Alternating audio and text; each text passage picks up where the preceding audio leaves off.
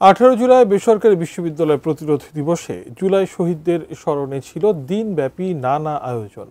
সন্ধ্যায় হাতিরঝিলে সাংস্কৃতিক অনুষ্ঠানের মধ্য দিয়ে শেষ হয় দিনটির আনুষ্ঠানিকতা। নতুন বাংলাদেশে জুলাই সনদ বাস্তবায়নের দাবিও জানান শিক্ষার্থীরা। মাহাদি সেকেন্দারের রিপোর্টে বিস্তারিত। 24 জুলাই গণ অভ্যুত্থানে পতন হয় আওয়ামী লীগ সরকারের। আন্দোলনের গুরুত্বপূর্ণ অংশীজন বেসরকারি বিশ্ববিদ্যালয়ের শিক্ষার্থীরা। তাই তাদের অবদান স্মরণে 18 জুন পালিত হলো বেসরকারি বিশ্ববিদ্যালয় প্রতিরোধ দিবস।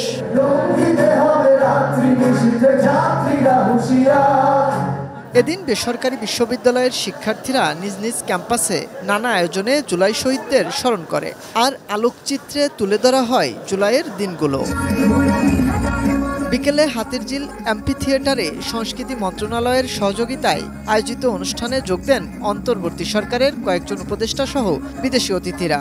শিক্ষার্থীরা জুলাই হত্যাকাণ্ডের বিচার ও জুলাই সনদ বাস্তবায়নের দাবি জানান। শিয়া বাটার ও ভিটামিন ই সমৃদ্ধ লিলি হালাল বিউটি সোপ, তারুণ্যময় উজ্জ্বল ত্বকের জন্য।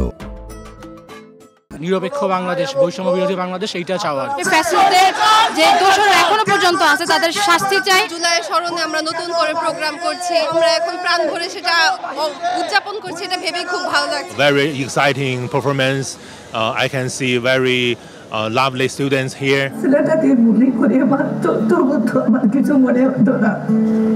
অনুষ্ঠানের শুরুর দিকে বুয়েট শিক্ষার্থী আবরার ফাহাদের হত্যাকাণ্ড ও জুলাই আন্দোলনে বেসরকারি বিশ্ববিদ্যালয়ের শিক্ষার্থীদের অবদান নিয়ে নির্মিত ডকুমেন্টারি প্রদর্শিত হয়।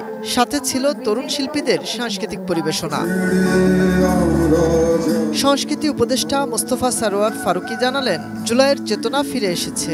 আপনারা দেখতে পাচ্ছেন জুলাই ফিরে এসেছে তার বিপুল বিক্রমে। আপনি ডকুমেন্টারি, গান, ড্রোন শো।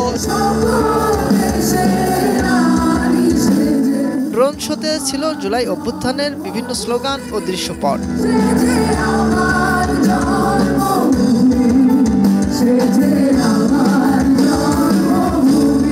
মাহাদি সেকেন্দার, এটিএন নিউজ, ঢাকা।